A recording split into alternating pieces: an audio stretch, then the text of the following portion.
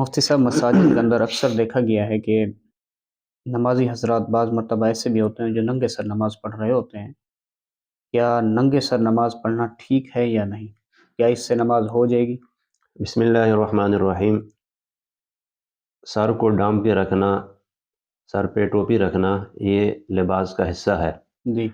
جناب نبی کریم صلی اللہ صلی علیہ اللہ علیہ وسلم اور آپ کے صحابہ کرام رضوان اللہ تعالی علیہم اجمعین کا جو عام معمول تھا وہ سر ڈھانپنا ہی تھا، یعنی سر پہ کوئی عمامہ، رومال، ٹوپی وغیرہ رکھتے تھے.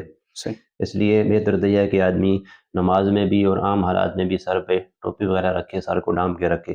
صحیح. اور جہاں تک تعلق ہے نماز کا، تو نماز ٹوپی کے بغیر بھی ہو جاتی ہے، جی. لیکن چونکہ نماز ایک عظیم الشان عبادت ہے، بے شک.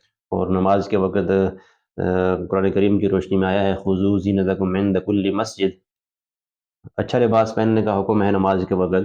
تو بہتر یہ ہے کہ آدمی بغیر کسی عذر کے سر کو ننگا نہ رکھے. جی. بلکہ علماء نے یہ بھی لکھا ہے اگر سستی اور لاپرواہی کی وجہ سے، کوتاہی کی وجہ سے اگر کوئی آدمی سر پہ ٹوپی نہیں رکھتا نماز میں تو یہ مکروہ تنزیہی ہے. اللہ. اور اگر کہیں اتفاقاً ٹوپی پاس موجود نہیں ہے اور قریب میں مسجد میں جہاں نماز پڑھنا چاہ رہے ہیں وہاں سے مل بھی نہیں رہی، جی. تو اتفاقی اس طرح کی صورت پیش آ جائے تو پھر کوئی حرج نہیں ہے، کراہت نہیں ہے، نماز بہرحال ہو جاتی ہے.